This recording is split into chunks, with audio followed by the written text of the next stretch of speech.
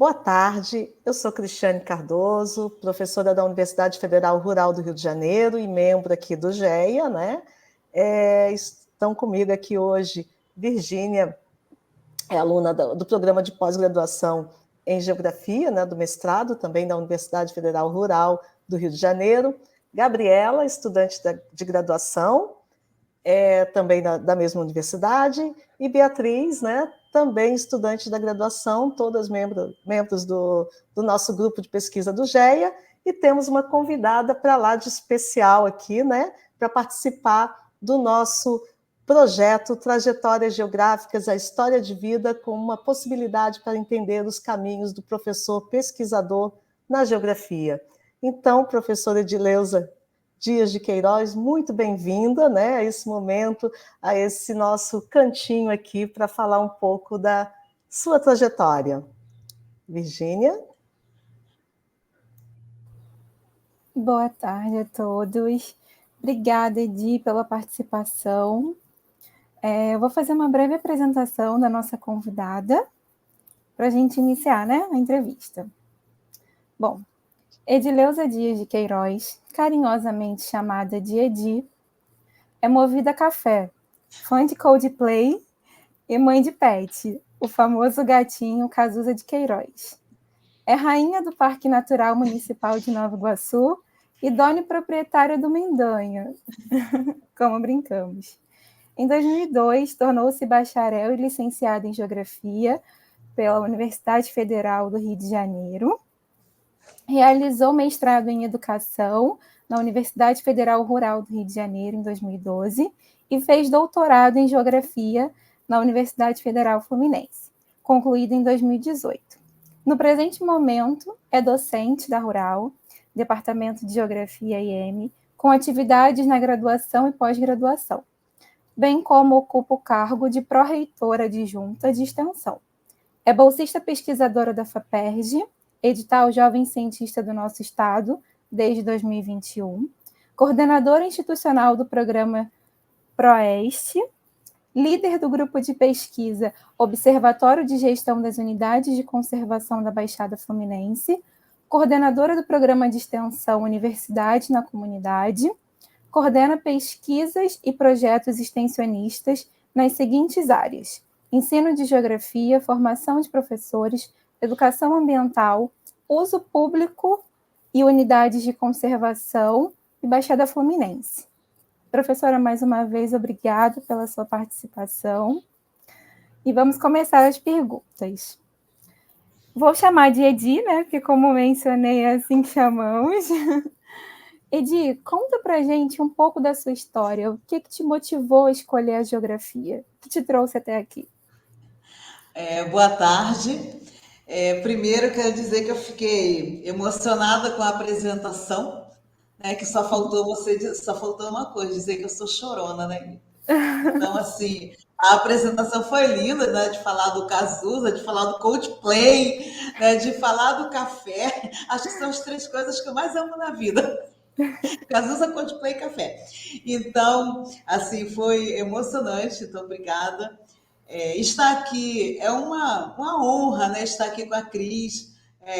Acho que eu fui em algum momento aqui da minha trajetória, não existo na universidade sem a Cris, o meu retorno à universidade tem a Cris envolvida aí, enfim. E estar com vocês, né? Que são minhas alunas, né? Ou ex-aluna, como a Virgínia, que agora está no mestrado. É uma alegria gigantesca, né? Então, assim, eu vou falando, então pode me interromper à vontade, tá? Porque às vezes eu me empolgo e acabo falando demais.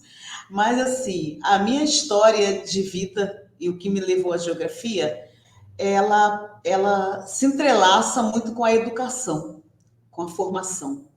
Porque eu tenho certeza, eu não acho não, eu tenho certeza que a educação ela muda as pessoas, ela mudou e mudará a minha vida, assim como de muitas outras pessoas. Se eu estou aqui hoje é porque a educação me proporcionou isso, né? E aí, como é que eu cheguei na geografia? Eu vou falar daqui a pouco. O meu ensino médio, eu fiz o curso normal. Então, antes dos 18 anos, quando eu ainda estava fazendo o curso normal, eu já trabalhava numa creche, né? Então, eu tenho experiência desde creche até EJA, o ensino superior, a pós-graduação, enfim. E aí, então, eu sempre estive ligada ao mundo da educação nesse sentido. Então, eu já trabalhava na creche, terminei o curso normal, não fui direto para a graduação, fui trabalhar, né? Porque eu falo que eu fui desde sempre aluna trabalhadora, né? Então, assim, eu sei exatamente o que é isso. Então, desde o meu curso normal, eu já estudava e trabalhava. Então, quando eu concluí o meu ensino médio, curso de formação de professores no Instituto de Educação Clélia Nance, em São Gonçalo, eu fui trabalhar, porque eu precisava trabalhar, necessidades, né, de um país com tantas desigualdades sociais. Então, a minha família também contava com a minha renda, então eu fui trabalhar. Enfim, e aí, um belo momento, eu falei, não posso ficar só aqui, eu preciso mais. E aí eu lembrei, eu comecei, o que eu vou fazer? Eu amo ler, falei, vou fazer letras. Depois falei, não vou fazer letras. Eu adoro história. Não vou fazer história. Aí eu lembrei que lá na quinta série, ainda era quinta série, não sexto ano, como é hoje, eu tinha uma professora de geografia, que não era geografia, era estudos sociais. E aí, assim, as aulas eram horríveis. E aí, mas eu sempre gostei da geografia, gente, porque assim, o horizonte, ele sempre me chamou muita atenção, de eu saber o que tem depois do horizonte, né? O que tem depois? O que tem depois? Né? A Terra é isso, é esse fascínio. O que vem depois? E assim, eu gostava de ler o livro, eu gostava dos assuntos da geografia, dentro do livro de estudos sociais, mas assim, aquelas aulas não tinham nada a ver com o dia a dia, com o cotidiano, com o que hoje eu entendo que é a leitura de mundo, a leitura espacial. Não tinha nada a ver, tudo desconectado. Na sexta série, a mesma coisa, enfim. Quando chego no curso normal, a geografia, naquele momento, ela era voltada, só tinha geografia no primeiro ano, segundo e terceiro, era muito voltada para a parte de didática. Então, também não me supriu. Eu falei, opa, então é isso que eu quero fazer. Né? Então, não vou fazer letras agora, não vou fazer história agora. E spoiler, nunca fiz. E aí fiz geografia. E entrei num momento em que não tinha ainda o curso separado de licenciatura e bacharelado. Tá? Então, era um curso único e lá no final você ia decidir se você fazia a licenciatura ou bacharelado. Os meus colegas, isso foi na UFRJ, eles fizeram primeiro o bacharelado. Eu falei, não, eu vou fazer primeiro a licenciatura, porque dava essa brecha. Porque também com o Reúne, o curso de licenciatura em geografia começou a ser ofertado no fundão à noite. Tá? Então, assim, eu fazia durante a tarde, porque de manhã eu dava aula. Durante a tarde, fazia disciplinas da graduação, outras de manhã e tal, e à noite eu fazia as disciplinas pedagógicas. Eu terminei a licenciatura antes do bacharelado. Só que eu precisei primeiro colar grau no bacharelado, tá? E aí eu falei, não, realmente é isso que eu gosto. É isso mesmo, eu fiz a escolha certa pela geografia. Ela me proporciona a interpretação do mundo, né? Quando eu olho da janela, eu vejo o mundo, né? E toda essa mudança, essa transformação que ela vai ocorrendo. Isso é fantástico, isso é maravilhoso. Eu falei, então foi isso que faltou lá na quinta série. Mas, de uma certa forma, foi isso o gás para eu chegar na geografia. Então, assim, também foi bom. Né? Hoje eu sou professora de estágio e eu falo, vocês foram minhas alunas de estágio, né? Então, eu sempre falei e falo que é importante que a gente leve nossos alunos a compreenderem, a lerem o espaço. É isso que motiva a gente. Isso é um encanto. né? É essa relação nossa enquanto pessoa com o espaço. E com, o que eu posso fazer para deixar a minha marca, né? Então, assim, essa coisa, vou usar a palavra de Paulo Freire, é a boniteza da geografia, do ensino de geografia. Então, ensinar a geografia é lindo demais. É lindo demais. A gente conseguir interpretar, levar o nosso aluno a conseguir interpretar o mundo, a fazer a leitura de mundo, né? É lindo demais. É através dessa leitura que o aluno ele vai crescer e ele vai se tornar um cidadão com condições e possibilidades de estar interferindo no espaço. Tá? Então, assim, foi isso que me levou, e eu não me arrependo porque eu sou apaixonada pela geografia. Então, eu acho que se eu tivesse feito letras ou história, talvez hoje eu não conseguisse ver essa maravilha, essa boniteza que eu vejo no espaço, né? E fazer essa leitura de mundo, e continuo encantada com o horizonte, né? O que tem depois do horizonte, né? Então, assim, e levar isso também para o aluno é muito legal. O que tem depois do horizonte? Eu também sou encantada por montanhas, né? O que tem depois da montanha? O que tem lá em cima? Né? Então, isso são perguntas que a gente precisa fazer para os nossos alunos, e não precisa dar resposta, não, cada um vai encontrar a sua resposta. Né? E é nesse buscar a resposta que o aluno está se entendendo no espaço, a sua relação com o espaço vem dessa curiosidade. Né? E aí a gente precisa estar preparando e estar levando ele a se encantar pelo espaço. Edi, é lindo ver que você é apaixonada pela geografia. E eu acho que como professora você consegue transcender assim numa fala tão simples essa paixão e esse amor que é tão vivo dentro de você, sabe? Vamos lá. Você mencionou, né, em alguns momentos os desafios que a gente passa ao longo da trajetória. Sim. E a gente queria saber qual foi a parte mais difícil do seu caminho até aqui. Se você pudesse destacar algum desafio nessa trajetória, o que seria? Bom, o maior desafio foi ser aluno trabalhador e a locomoção, né? Porque eu, naquele momento, quando eu estava fazendo a graduação e já trabalhava, eu morava em Queimados, na Baixada Fluminense, continuo morando na Baixada, mas mudei de município. E aí, lá no início, eu trabalhava em Santa Cruz, e pegava em Santa Cruz às 7 horas da manhã. E eu tinha que sair de casa às 4h15, pegar o primeiro trem.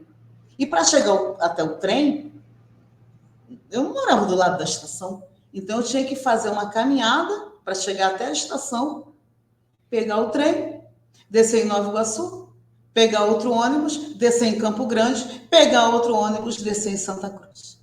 E depois eu fazia o trajeto de volta para o Fundão. Entendeu? Então, era o antigo 388, lembro do número desse ônibus até hoje. A Cris fala que eu tenho uma memória, assim, de elefante. Eu nem sei se elefante tem uma memória gigante, mas enfim. E aí tem uma memória que você sabe o que eu fiz no verão passado. Lembra tudo. E aí eu pegava o 388, descia na Avenida Brasil, atravessava a passarela lá e pegava um ônibus para ir fazer a graduação.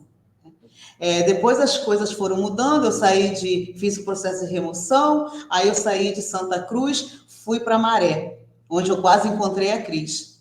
E aí eu fui trabalhar no CIEP, na Maré, então foi um facilitador para mim, porque para ir para o UFRJ era só atravessar o viaduto.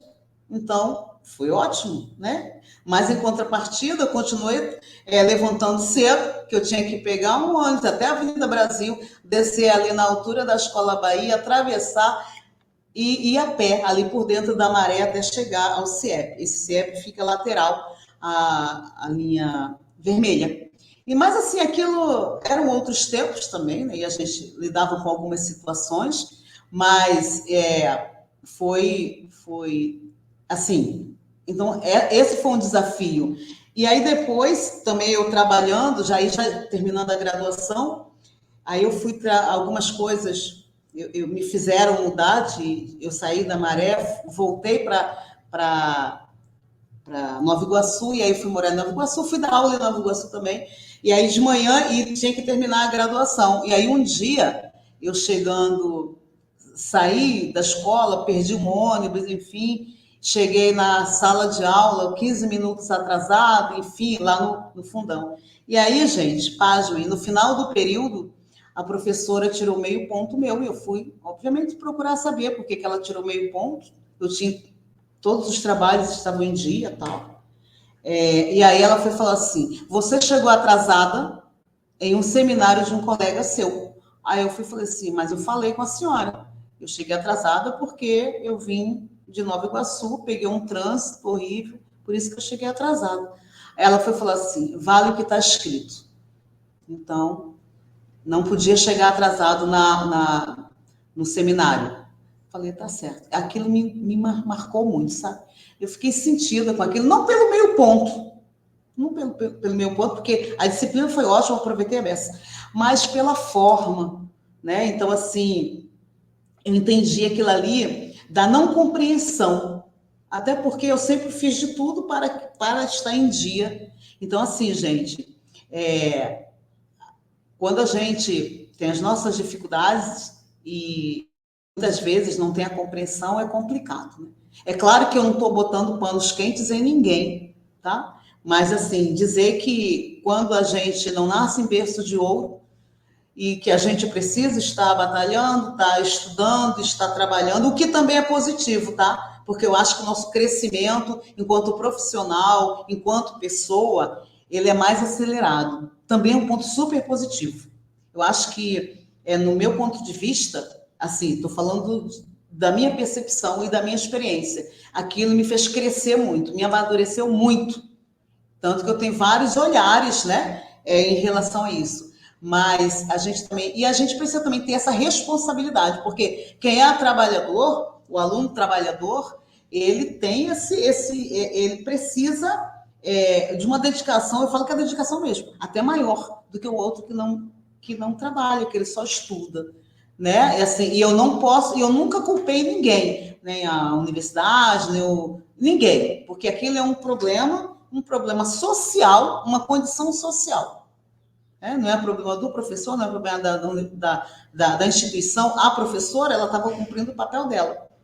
Mas aquilo me fez refletir. Não vou dizer que não fiquei aborrecida, eu fiquei refletindo muito sobre isso, né? Dessa não compreensão, desse deslocamento que se tem, né? Porque até hoje esse trajeto para a gente sair ou chegar na Baixada, ele é complicado, né? Porque a Via Dutra, né, tem um trânsito gigante, o transporte público ele não comporta, ele não colabora, não ajuda, o metrô não chega até a Baixada, enfim, várias questões, são muitas questões que quem é da geografia, isso é ótimo para a gente estudar e compreender e continuar lendo esse espaço desigual que a gente tem no Brasil e, obviamente, aqui no Rio de Janeiro não ia ser diferente, né? Então, assim, a gente tem que ter isso me ajudou muito a entender muito esse processo, né? Então, eu acho que eu fico assim muito feliz de estar onde eu estou, trabalhando na formação docente, trabalhando no ensino, porque eu trago muito a minha experiência para a sala de aula para ajudar a gente continuar a refletir e pensar esse espaço desigual que a gente vive, né? Então, e pensar e como é que eu posso contribuir de alguma forma, se é sendo um bom profissional, no melhor que eu possa fazer, se é eu estar produzindo um texto e publicando, né? Porque isso também é legal, você está compartilhando, né, com embasamento científico a realidade daquele espaço. Então, assim, isso é muito bom. Eu acho que isso me ajudou muito a crescer, a entender, né, entender o os meus alunos, entender o espaço onde eu vivo, entender ainda mais essa desigualdade, né, que dentro desse espaço desigual existem outras ilhas de desigualdades, outras contradições, né? Então, isso são alguns dos maiores desafios, Virgínia, que eu encontro. E são desafios que a gente passa até o momento, né? Eu falo como aluna, assim, que estudo na Baixada, moro no Rio e passo por esses problemas, então, assim, entendo perfeitamente. São desafios que nos atravessam e realmente, assim, eu acho que o nosso comprometimento acaba sendo maior, né? Nos traz mais maturidade. E agora, né, como aluna trabalhadora também, vendo esse outro lado, assim, realmente é fundamental, mas isso fortalece, né? Agora, Com se a gente certeza. quer, fortalece. É. Edi, você faria algo diferente na sua trajetória? Você mudaria alguma Não, coisa? não. Eu continuaria morando na Baixada, porque eu acho que justamente por ser um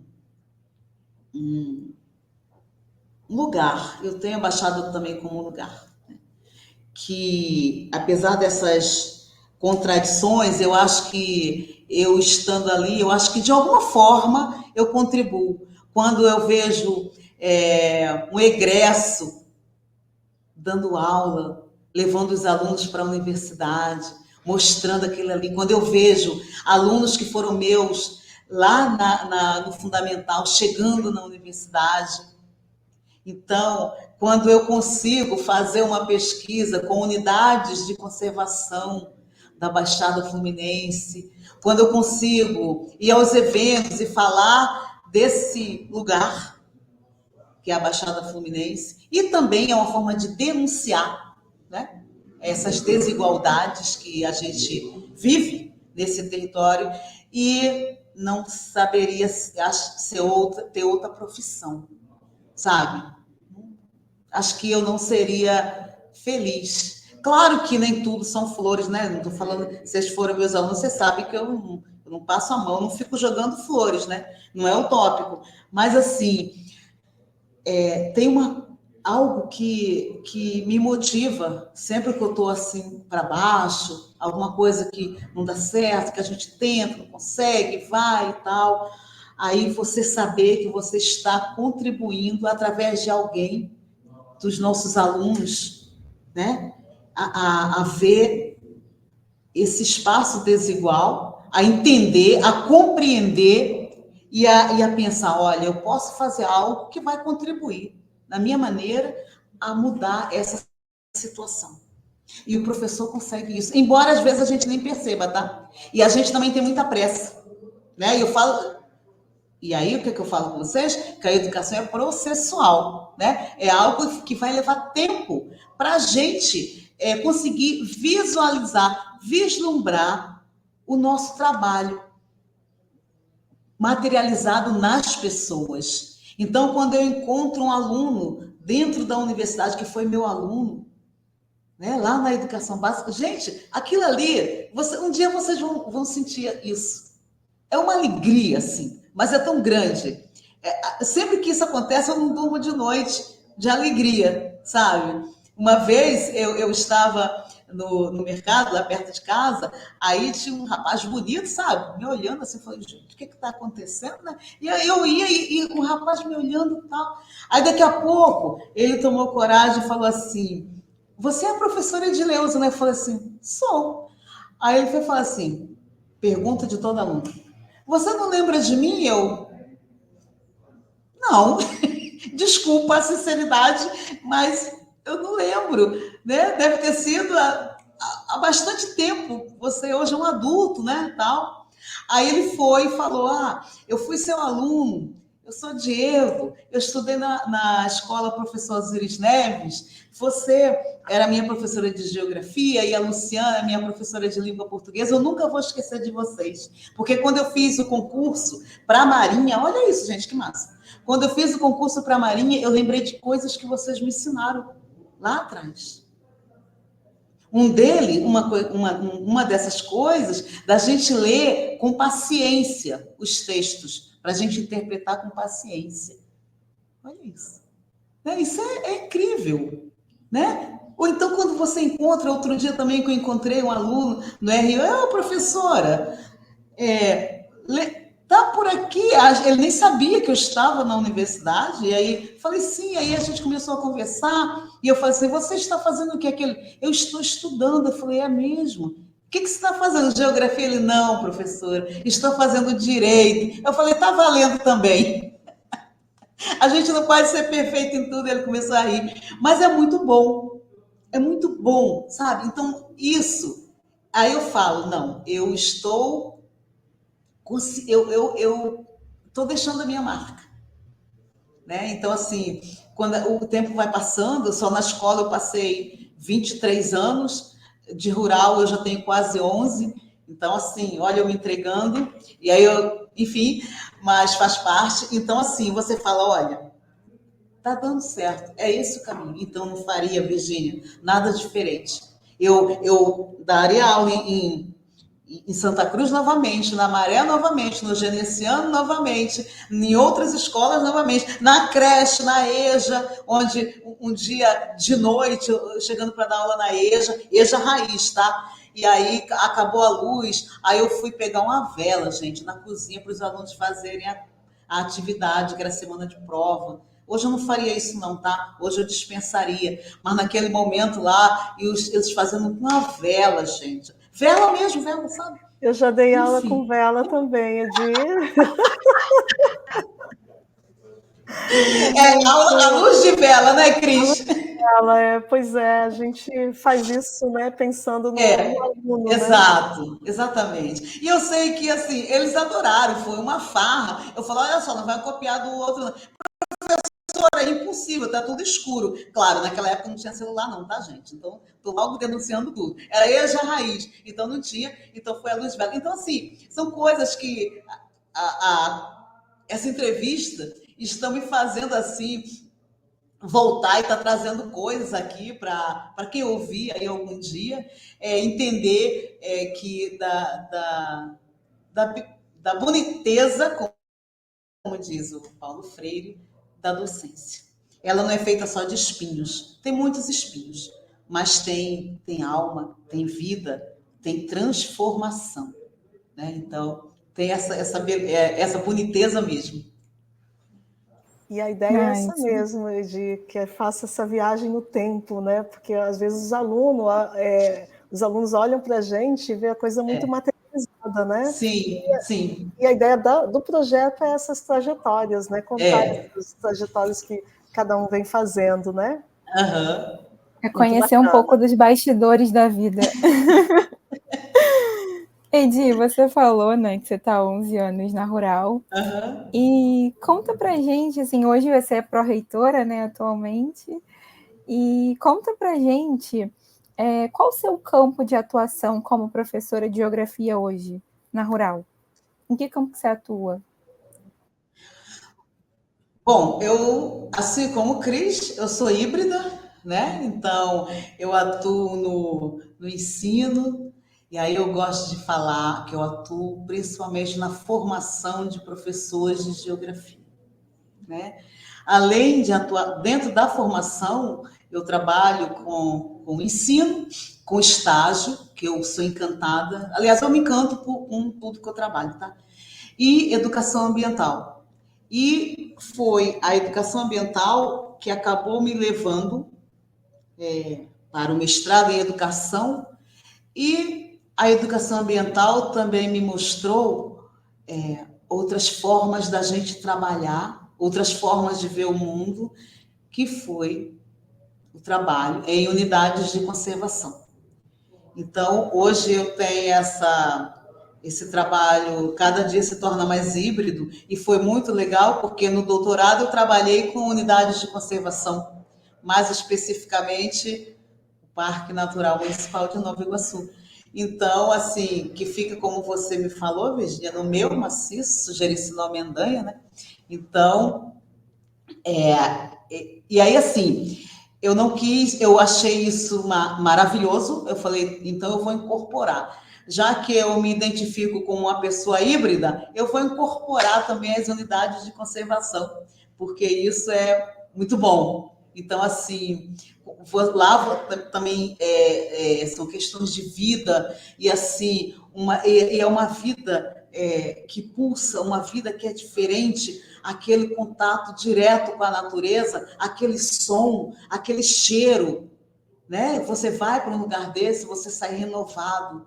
Então, no dia que eu estou assim, muito estressada, muito tensa, e que eu tenho um tempo, eu subo e vou lá sozinha, sentir aquele cheiro, né? Colocar a mão na água lá do Rio Dona Eugênia, claro, lá para perto da nascente, tá? Não é lá na parte urbana, não. E assim, e sentir aquele cheiro, né? Aquela paisagem que encanta. Então, assim, eu falo, nossa, enfim, esse é meu lugar. Eu até falo, nossa, eu tenho uma conexão assim muito forte com aquele lugar. Então, assim, isso faz parte também das minhas ações extensionistas, de pesquisa e de ensino, porque esses espaços permitem que a gente trabalhe o ensino, a pesquisa e a extensão. Então, assim, que é o que forma a universidade, né? Eu consigo trabalhar estágio supervisionado numa unidade de conservação, olha que massa.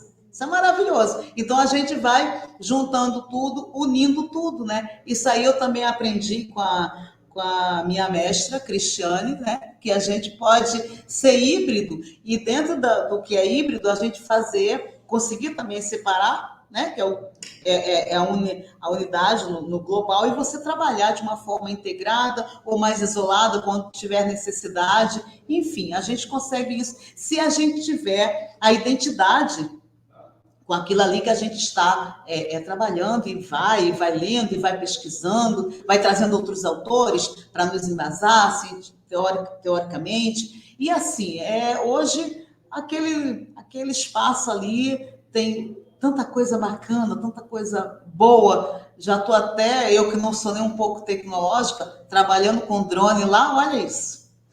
Você tem uma ideia de como as coisas, né? Então, sou híbrida mesmo. Então, são vários campos, assim, vários lugares, assim, vários tentáculos, vamos dizer assim. E eu costumo dizer que você e Cris aceitam os desafios. Então, assim, vocês têm uma área de atuação, mas estão sempre dispostas a aceitar os desafios que a gente, né, vai propondo. Isso é ciência, né? A gente está inovando. Edi, muito bacana, né? E aí, aproveitar um pouquinho do que você está falando do parque, né? A gente costuma brincar aqui na universidade que você é a nossa rainha do parque, né? Rainha do Parque Natural Municipal de Nova Iguaçu.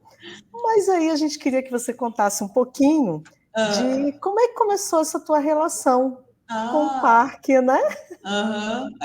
Então, gente, a minha relação com o parque, sabe como é que eu conheci? Eu era professora da rede municipal de Nova Iguaçu.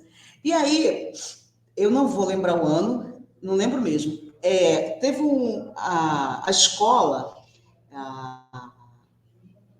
Osiris Neves, Escola Municipal Professor Osiris Neves, recebeu um convite para levar dois professores e uma turma de até 40 alunos para visitar o parque. Eu não conhecia, tá? E aí, nós fomos, né? Então, o ônibus, quem conhece, ele é íngreme, então o ônibus com os alunos ficou mais na parte baixa, nós subimos, e aí eu fiquei encantada. Eu acho que eu dei mais... Às vezes eu fico pensando, não sei como eu não perdi nenhum aluno, né, naquele momento, naquele campo que eu fiz com eles. Porque eu larguei os meninos, ainda bem que tinha uma colega comigo. E foi a primeira vez, quer dizer, eu fui com alunos. Eu fui levar os meus alunos. Né? Acho que era sexto ano, hein? Olha isso, sexto ano. Larguei os meninos, olha que irresponsável. Muita coragem. Né? Muita coragem. Depois eu falo, gente, como é que eu fiz isso? Mas, enfim, não deixei ninguém lá, eu tenho certeza absoluta. Que depois a gente conta, né? A gente leva a lista, além de fazer a chamada nominal, a gente 40 tem que levar 40 de volta. Né? enfim. E aí a gente passou mais de uma manhã lá, a gente chegou lá por volta de 8h30, e a gente saiu, eu acho que já passava do meio-dia, a gente levou lanche para os alunos, né? E aí a gente fez um piquenique lá no que a gente chama hoje de Pedreira São José, que é um lugar lindo, maravilhoso, da gente estar lá trabalhando também, com trilhas, um espaço muito bom para alunos, principalmente alunos menores. E aí, assim, foi naquele momento ali que me despertou. Eu falei, nossa, a gente pode trabalhar muita coisa aqui. A gente pode trabalhar, inclusive, trabalhar com os meninos essa questão desse não lugar da Baixada Fluminense, né? Esse nome que para muita gente soa de forma pejorativa quando se fala em Baixada Fluminense, também é revestido de preconceito, né? Até hoje, às vezes você está lá no Rio e aí fala, você mora onde? Se você falar, moro na Baixada Fluminense, ou então Virgínia já deve ter escutado isso. Você estuda na Baixada Fluminense? A Baixada Fluminense tem isso. Como se a Baixada tivesse só coisa ruim. Claro que tem muita coisa ruim, mas não tem só coisa ruim, tem coisas maravilhosas, né? Tem universidade, tem unidades de conservação, tem gente, tem pessoas, tem muita pesquisa, né? Então, assim, eu conheci assim, então, a partir dali, eu já comecei a direcionar os meus estudos, os meus olhares para o parque, né, para as unidades de conservação, mas dentre elas trazendo o Parque Natural Municipal de Nova Iguaçu. Tanto que o meu doutorado ele foi com essa unidade especificamente, né? E como na primeira conferência livre do meio ambiente, que a Cris também estava na mesa, o Edgar, que hoje é secretário de meio ambiente, e naquela época ele era gestor, na época que eu fiz o doutorado, ele também era gestor do parque, ele falando, né, das coisas bacanas, legais, que o meu doutorado, enquanto resultados, produtos, conseguiram levar para as pessoas que frequentam a unidade, né? Então, assim, e quando a gente tem essa identidade, quando a gente se identifica, as nossas pesquisas e as nossas atividades, as nossas ações, elas fluem melhor, né? A gente feliz porque as coisas estão acontecendo e a gente também deixando coisas boas para aquele recorte espacial ao qual nós estamos pesquisando, né? Que esse é o nosso objetivo enquanto instituição, né? Meu, vocês, né, que são alunas, enfim. Então, esse é o nosso... Eu falo que a gente precisa dar uma devolutiva, né? Quando a gente, principalmente quem estuda na rede pública, precisa ter essa devolutiva social. Eu posso dar uma devolutiva social dando uma boa aula. É uma devolutiva social excelente, né? É uma devolutiva social, eu estudando e pesquisando determinado fenômeno num determinado espaço, e aí apontar até para outras pesquisas que venham aquilo ali que a gente fez. E que ela sirva também, aquele resultado, para encaminhar para outras pesquisas. Também é uma excelente devolutiva social, mas é uma necessidade que a gente tem. E aí, voltando para o parque, trabalhando com essa unidade, eu consigo... hoje, eu digo que eu sou muito feliz, porque eu tenho vários orientandos ou já orientados que estão nessa trilha também trabalhando dentro das unidades de conservação e, dentre elas, o Parque Natural Municipal de Nova Iguaçu. Né? Não à toa, a gente tem muitas pesquisas lá, hoje eu não consigo dizer aqui para vocês esse percentual, mas a gente tem um percentual enorme de pesquisas no Parque Natural Municipal de Nova Iguaçu e, principalmente, prioritariamente, da Universidade Federal Rural do Rio de Janeiro, o Instituto Multidisciplinar, porque a geografia faz muita pesquisa lá, hoje a gente já tem o turismo que faz pesquisa lá, tem o pessoal de história que também faz pesquisa lá, pedagogia também faz pesquisa lá. Então, vejam que a gente vai abrindo as portas, né, para outros também que pesquisem outras coisas que a gente não pesquisa, né, que não estudar história, a história ambiental, está vindo aí uma pesquisa bacana com história ambiental, né, trabalhar todos os componentes geográficos daquele lugar. Então, assim, Gente, tem muita pesquisa ainda para a gente fazer. E aí, contem com a Universidade Federal Rural do Rio de Janeiro, contem com o curso de Geografia, contem conosco, né, se precisarem, para a gente estar aí colaborando, contribuindo com as pesquisas, com ações extensionistas, com ensino, né, com trazer também minhas colegas com o ecoturismo, com a história, enfim, tem muita coisa bacana para a gente estudar naquele parque. Inclusive, amanhã, hoje é dia 31 de outubro, e amanhã, né, dia 1º de novembro, vem um professor da Universidade Federal de Viçosa, né, que vem fazer um trabalho aqui na universidade. De manhã ele está no campus Seropédica, e à tarde ele vai para o parque, vai levar os alunos. E aí nós vamos levar alguns alunos também que pesquisam lá, o Vitor, que é orientado da Cris, o Lucas, a Yasmin e outros que queiram ir, né? Vou ver até se a gente consegue mais vagas para poder a gente acompanhar e mostrar para quem vem de fora o que a gente... Um dos nossos laboratórios aí que a gente tem a céu aberto, que é o parque. Bacana, bacana. Ai, muita história, né, Edi? Não é à toa que você é chamada da rainha aí do parque. Vou passar aqui para a Camille, que ela também tem uma pergunta aqui para você. Faça.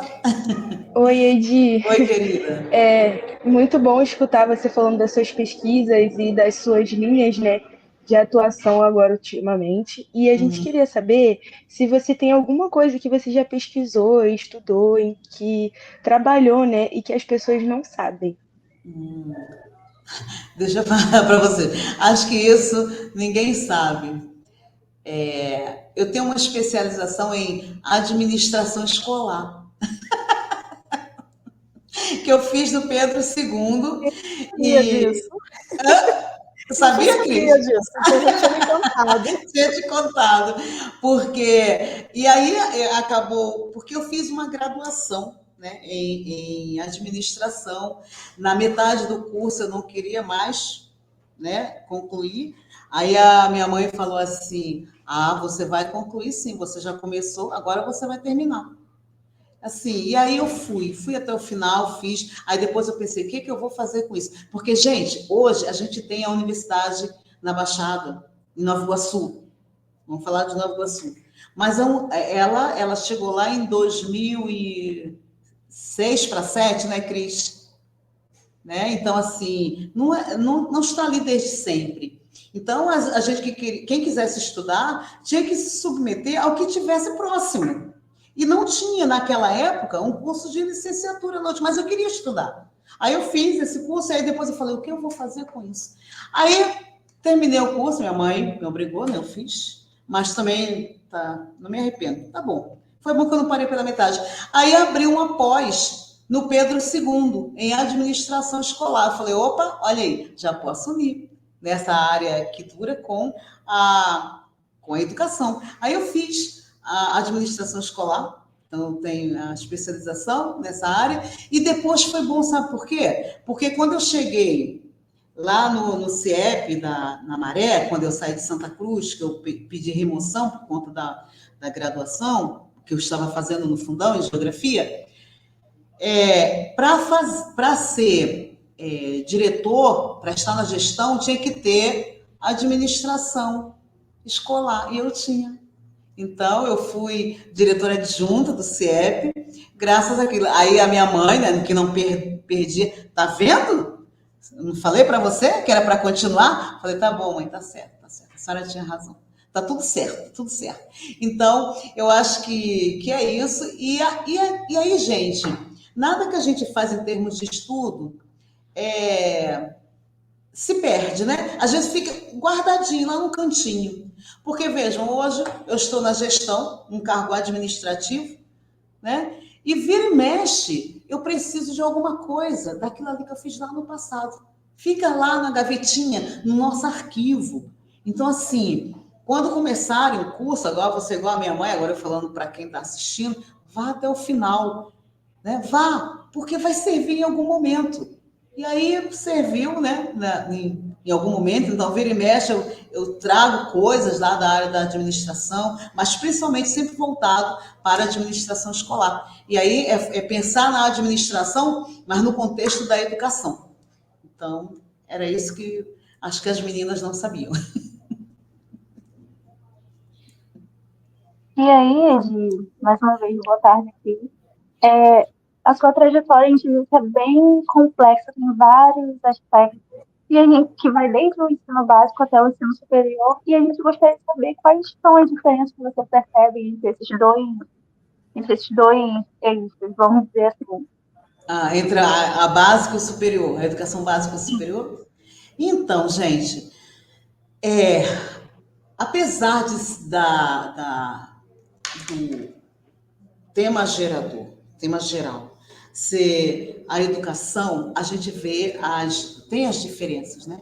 Porque as especificidades são diferentes, né? Eu falo que, assim, a gente tem o mundo da escola e a gente tem o mundo lá da universidade, né? Então, são espaços formativos, um não é menor que outro, tá? Eles são igualmente importantes, mas cada um vai ter as suas especificidades. Então, quando a gente está lá na educação básica, a gente tem também um dos fatores, tem fatores que influenciam, que são diferentes de fatores que influenciam na educação superior. Por exemplo, na educação básica, você tem o contexto familiar, que ele influencia muito, né, lá no dia a dia do professor, no dia a dia da escola. Tá? E nem sempre para nos deixar em conforto. Porque, assim, a cada tempo que se passa, hoje, olhando pelo retrovisor, eu consigo ver isso, a educação básica, o professor da educação básica, ele tem mais responsabilidades de algo que não necessariamente tinha que estar com ele, sabe? Então, assim, isso deixa o trabalho do professor da educação básica mais pesado, sabe? Porque, assim, você tem questões sociais muito fortes que imediatamente chegam na sala de aula. Né? E você, como é que eu vou lidar com isso? E aí vocês precisam estar preparados para isso. Como é que eu vou lidar com essa questão?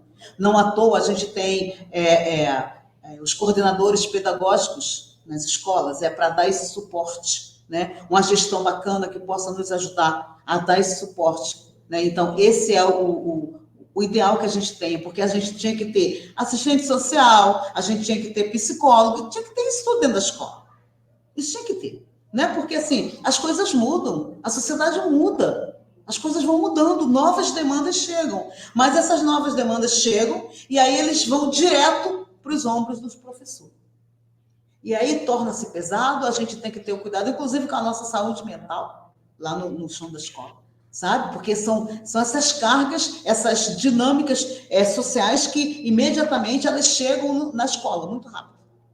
Sabe? E aí são cobranças que chegam para o professor, né? Então, assim, quando eu estava ainda na escola, tinha uma coisa que nós reclamávamos bastante, que era, assim, quando chegou, por exemplo, o Vale Gás e esses outros programas sociais, que eles deveriam ter uma pessoa, um assistente social, que trabalhasse na escola e tomasse conta dessa questão. Isso não tinha que ir para a conta do professor. E muitas vezes vai para a conta do professor fazer aquilo ali. Entendeu? Então, ele tem que estar respondendo relatórios, porque aquilo ali é o setor de serviço social que solicita. E aí, assim, são muitas demandas que chegam na escola. Então, acho isso um desafio enorme, que a cada dia isso se avoluma mais. Então, a gente precisa conversar sobre isso, conversar sobre essas políticas, né, que afetam diretamente a vida do professor. E aí, por isso, a importância também desse professor, ele estar sempre em contato, gente, voltando sempre para o espaço da universidade para falar sobre isso, pesquisar sobre isso, conversar sobre isso com os pesquisadores, com os pensadores dessas linhas específicas. Isso é super importante, porque isso também vai nos dar um alívio, nesse sentido de você compreender, porque a gente precisa compreender o que está acontecendo. E aí, mais uma vez, digo aqui, o que eu sempre falo em sala de aula, compreender não é aceitar, mas a gente precisa entender por que aquilo ali. Por que chega? Por que eu, enquanto professor, tenho que tomar conta daquilo ali?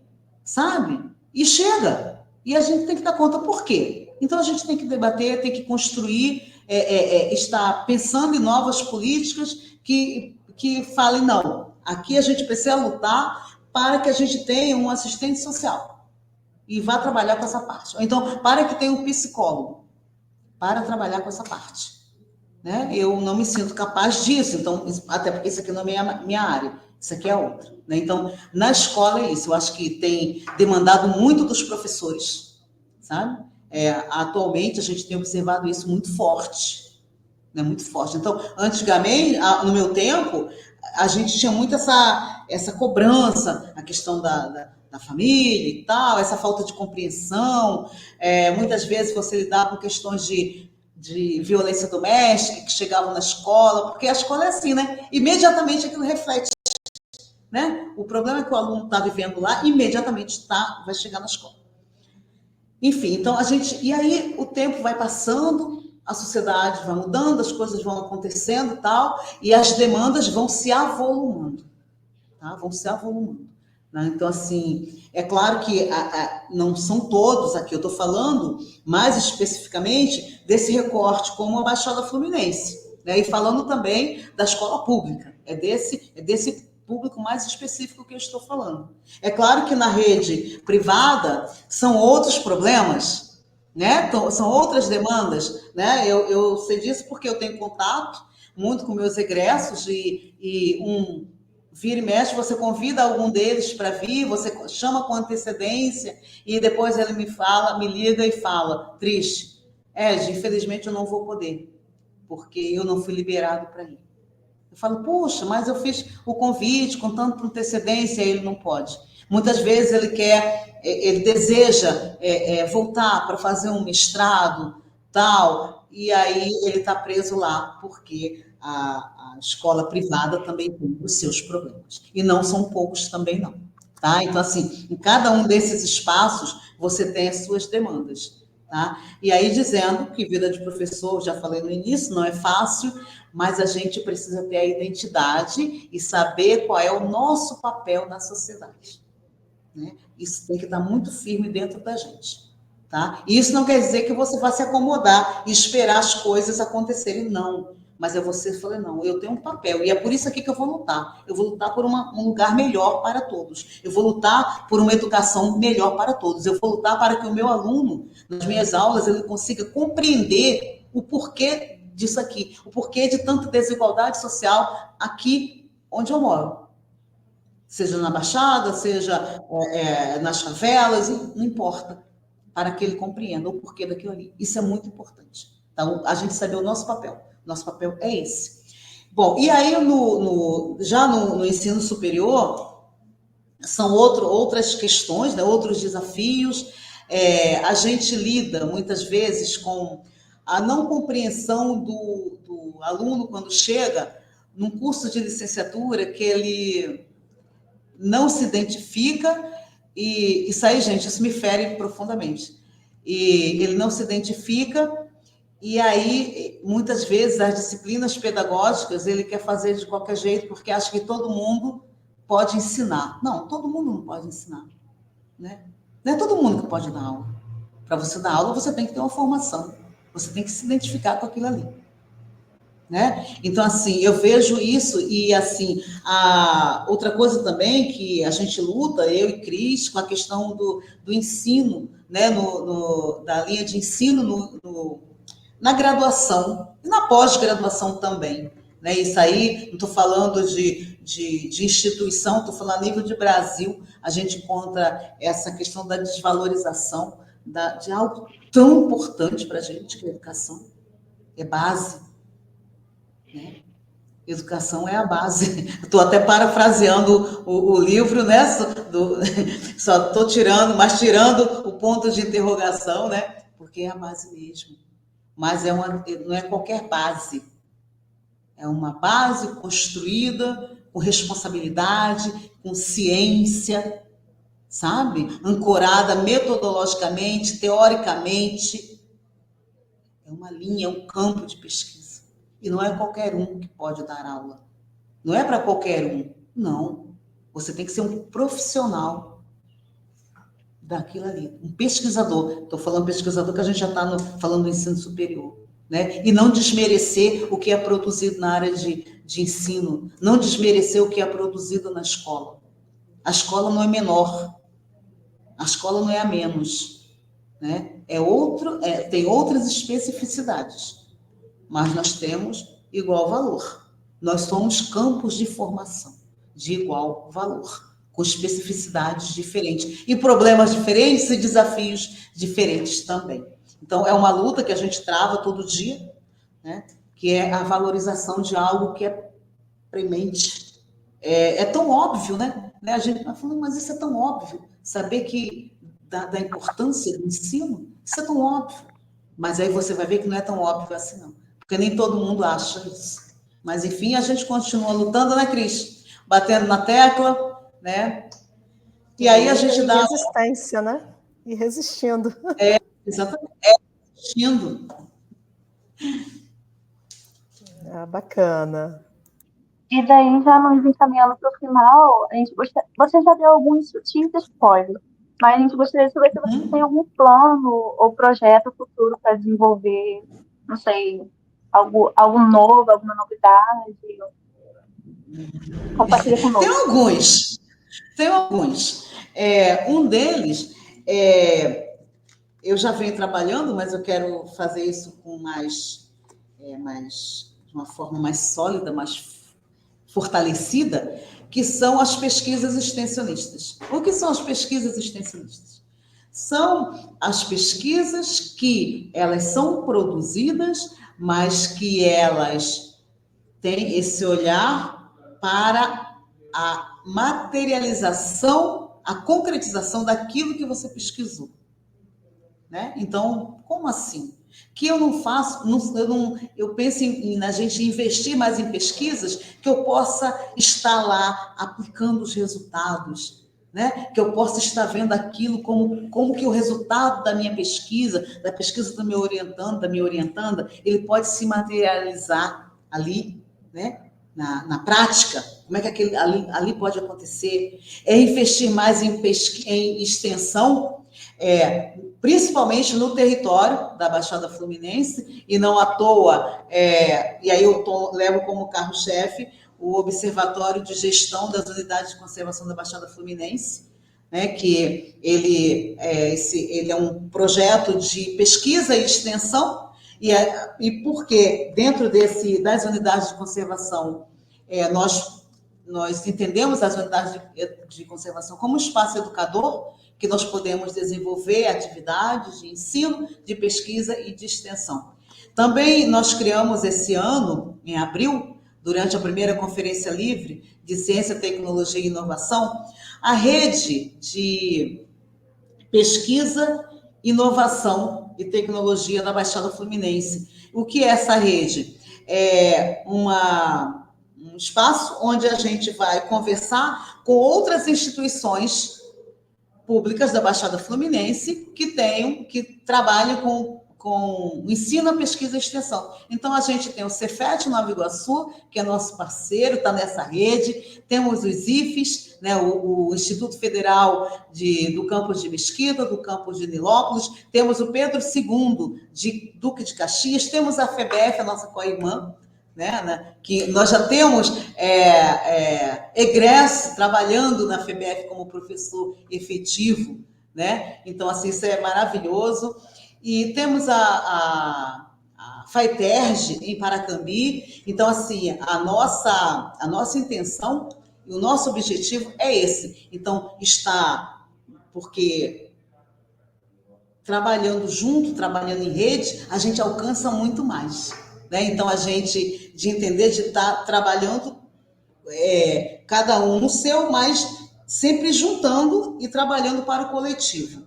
Porque nós temos muitas instituições, por incrível que pareça, hoje nós temos, que coisa boa isso é muito positivo, instituições de ensino e pesquisa na Baixada, gente, mas não se conversam. Elas não conversam. A gente tem um polo tecnológico da UFRJ em Xerém, um polo tecnológico, do lado lá da 040. E não, a gente não se conversa. A gente tem, bem pertinho da gente, dá para ir quase a pé, lá para o Cefet do campus de Nova Iguaçu, né? E aí fica assim, cada um trabalhando isoladamente, né? Não, eu falei, não, isso não pode acontecer. E aí, nesse evento que nós fizemos, foi criada essa rede, temos logo, temos tudo, né? Então, quem quiser, é só ir se juntando. Em breve, né, Cris, a gente vai ter um espaço físico do Observatório de Gestão. A Cris vai me ajudar aí, que a gente está com os planos, mas isso é para outra entrevista, não é para agora, não. Vou dar spoiler, não. E aí, assim, que é estar juntando mesmo e estar pensando o que a gente pode desenvolver, porque quando a gente está desenvolvendo o ensino, gente, a gente está colaborando para uma qualidade de vida dessas pessoas, trazendo essas pessoas para dentro da universidade, para elas conhecerem, para elas conversarem, para a gente também ir até esses lugares.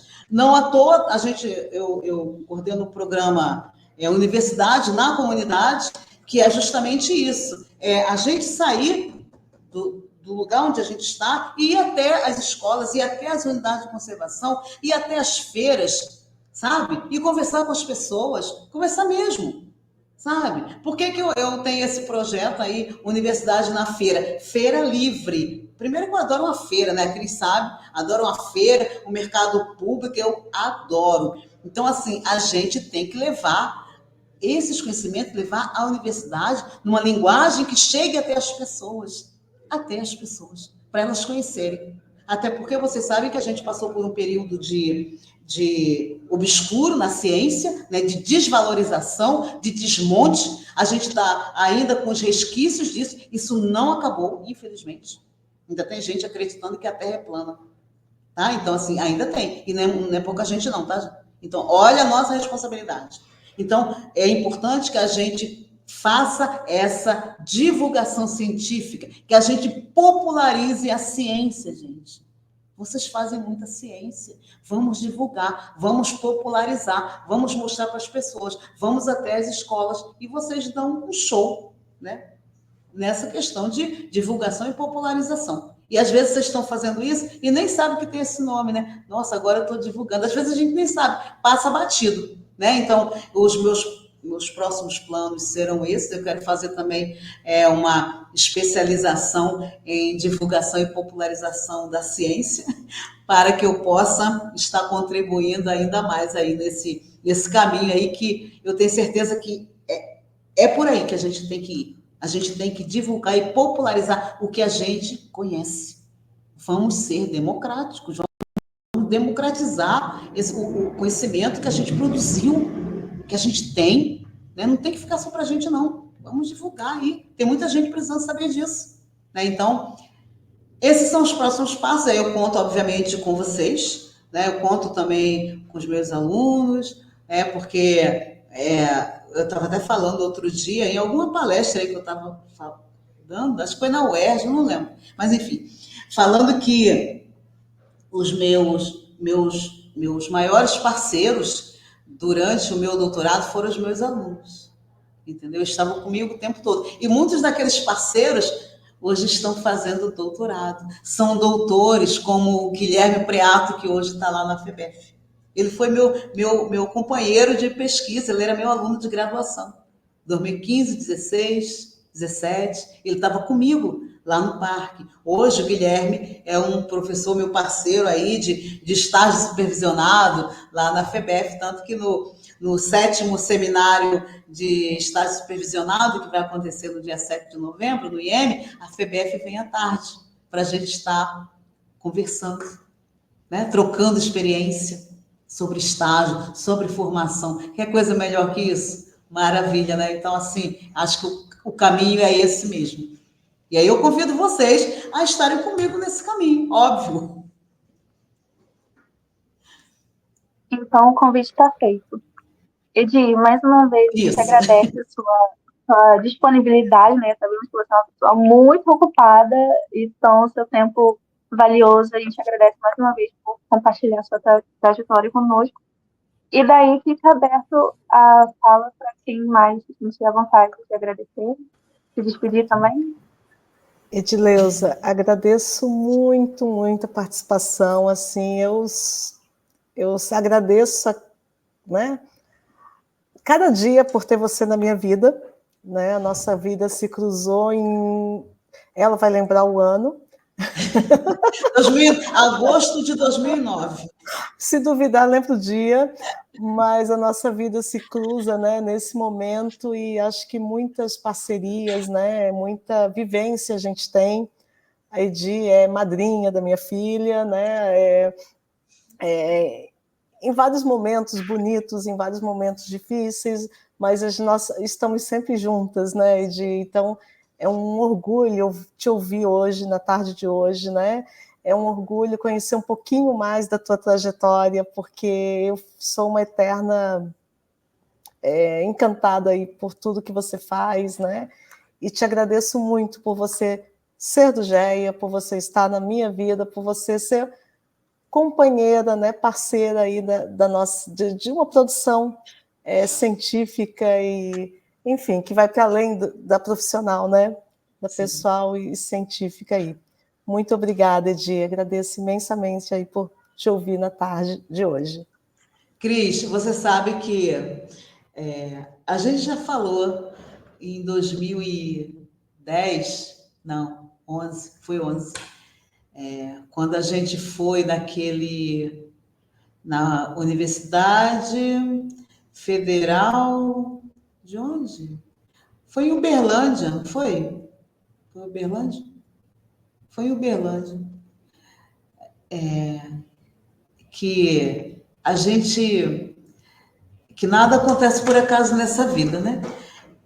Eu sei que aqui é um momento, uma live, pensando também na ciência, mas a gente está falando de vida, né? Então, assim, eu tenho certeza que as nossas trajetórias, elas não aconteceram por acaso. A gente falava que a gente era alma gêmea, a gente continua, porque a essa Cris, na terça-feira, quando ela pensou o que eu faço? Eu falei, isso, eu tinha pensado nisso, em fazer isso também, mas eu queria falar com você. E aí, gente, é uma coisa instantânea. Então, assim, então a gente tem uma trajetória de vida, né, assim, incrível. A Cris, ela esteve sempre comigo, por isso que eu falei lá no início, ela, desde em agosto de 2009, quando eu não sabia, quando ninguém eu estava perdida querendo voltar para a universidade, né, para fazer um mestrado, e eu não sabia a quem recorrer, e eu, enfim, encontrei muitas portas fechadas, e aí um dia eu falei, não, eu vou tentar algo, talvez seja a última cartada, e aí eu entrei eu vou deixar isso registrado, que isso é importante, muita gente não conhece. Eu entrei no Lattes e eu acho que eu fui não sei se foi formação de professores em geografia, mas eu sei que também tinha educação ambiental, né, nessas buscas, e aí o nome da Cris veio no Lattes, eu copiei o e-mail dela, e aí numa manhã no segundo semestre de agosto de 2009, eu lembro que era um domingo de manhã, e aí eu mandei um e-mail, e aí me apresentando que eu era da escola, porque, gente, naquele momento, lá para os idos de 2010 até 2012, 13, 14, existia muito preconceito para quem era professor da rede, tá? Quem era professor, tá? Professor da educação básica, tá? Ir para um mestrado, fazer uma pós, tá? Hoje, algumas instituições abraçam, mas naquele momento não. Então, alguns momentos eu tenho aqui algumas hipóteses que é porque eu chegava e dizia que era professora e automaticamente algumas portas se fechavam, porque talvez eles pensavam que eu, enquanto professora, não ia dar conta dali de fazer. São outras histórias. E aí a Cris me respondeu. A Cris, gente, eu fiquei assim, sem acreditar que eu não conhecia a Cris, foi por acaso. E aí ela me convidou para eu encontrar com ela no IEM, que naquela época não tinha um prédio próprio ainda, estava lá na Capitão Chaves, em Nova Iguaçu, num prédio alugado. E aí ela marcou, a gente se encontrou numa cantina. Eu nervosa, fui até de salto. Olha isso. Você sabe que eu não sou muito de usar salto, né? Mas eu fui até de salto. Eu falei, não conheço, né? Vamos nos arrumar direitinho, né? Enfim, e aí ela foi, e a gente tomou um café, e depois, aí a gente conversou um pouco, e ela me levou para o grupo, para me apresentar, para os GPAs, e aí ela e a Carlinha, que era a bolsista dela, da pedagogia, e aí eu fui, e aí eu conheci o grupo. Quem estava no grupo? A Ana Marques e o Mauro Guimarães. E aí, quando eu olhei assim, eu falei, gente, e as pessoas me aceitaram. Aí eu cheguei em casa, eu falei, gente, falei para o meu marido, né, na época, eles me aceitaram. Você acredita numa coisa dessa? Sabe? Porque eu já tinha batido em tanta porta. Eu já tinha saído do Rio para bater na porta de uma outra instituição, sabe? Já tinha feito, acho que passei um ano fazendo vários processos e conversando e tal, e ninguém me aceitou. E eles me aceitaram. Aquilo foi incrível. Então, de lá para cá, as coisas aconteceram, né? E vieram acontecendo. Cris, eu tenho que voltar outro dia para contar outras coisas, né? Essa outra parte. História, mas acho que uma coisa muito importante, né, a Edi, ela inicia também sendo supervisora do PIBID, que é um programa da universidade, foi minha primeira supervisora, e muita coisa que deu certo, né? E toda essa trajetória que a gente tem do PIBID hoje na geografia, né, do IEM, muita coisa foi construindo em conjunto com a Edileuza, né? No primeiro momento, ela como supervisora, construindo o projeto, e depois ela também como coordenadora, e já como professora da universidade, me ajudando a coordenar, e parte do sucesso que a gente tem hoje no PIBID, né, a Edileuza aí é uma peça fundamental aí nesse processo todo. A Edileuza, lógico, os estudantes, a escola, né?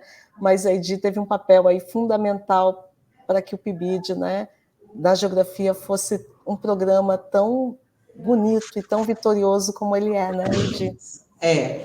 Aí a gente, quando eu tiver um tempinho, gente, não sei quando, eu pretendo deixar isso registrado, sei lá, num livro, eu amo livro físico, aí eu deixo essa história do PIBID lá no livro físico, né, que ainda está pincelado por aí em algum lugar, mas eu quero juntar isso tudo e vou deixar isso registrado, porque foi assim incrível. Lembra que eu falei lá no início da educação, lá no início da nossa conversa, há uma hora atrás, falando sobre isso? A educação fez isso comigo. Ela fez isso comigo. Se ela fez comigo, ela pode fazer com qualquer outra pessoa. Né? Porque, vamos parafrasear Paulo Freire, né? A educação não muda o mundo, a educação muda pessoas e pessoas mudam o mundo. Então, assim, e o nosso papel enquanto professor é mudar o mundo de pessoas. A Cris mudou o meu mundo. E aí, lá vou eu chorar de novo. Gente, não tem jeito, como é que pode um negócio desse? E aí, assim, eu preciso continuar esse legado, que é continuar contribuindo com a mudança do mundo de outras pessoas. E quando a gente é um professor, que a gente sabe o nosso papel, a gente faz isso com maestria, sabe? Até porque, ainda mais de geografia, que a gente, né, tem essa questão de estar entendendo, lendo, pesquisando e entendendo o mundo, né? Fazendo essa leitura de mundo, e aí é maravilhoso, não tem nada melhor do que isso. Depois eu volto, eu quero voltar outro dia para contar outras coisinhas nessa trajetória de 2010 até 2025, não sei. Edi, para finalizar, né, eu queria agradecer a sua participação aqui com a gente. Foi muito bom ouvir a sua história, ouvir tudo que você tem para compartilhar.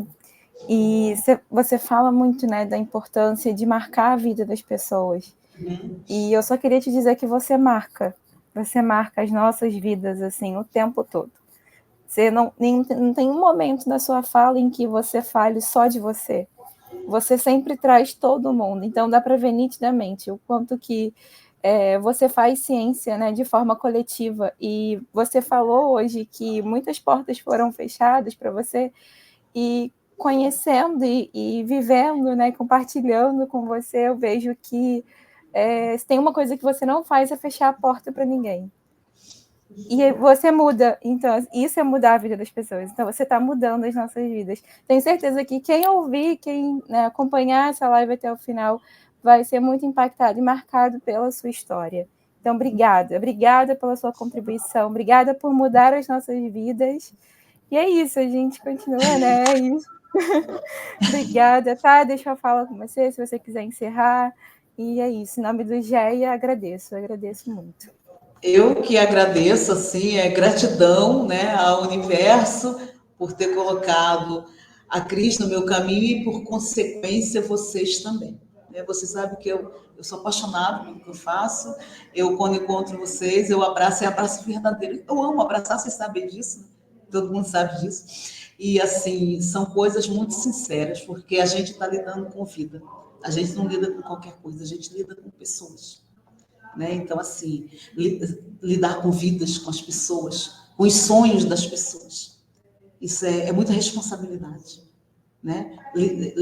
Com pessoas que às vezes veem na escola ou na educação a única tábua de salvação. Sabe? Então, assim, é extremamente gratificante. E aí eu quero agradecer demais, quero pedir desculpa porque eu acabo chorando, porque não tem como não falar de vida e não chorar, né? Vocês fazem parte da minha vida. E assim, só agradecer, gratidão eterna mesmo.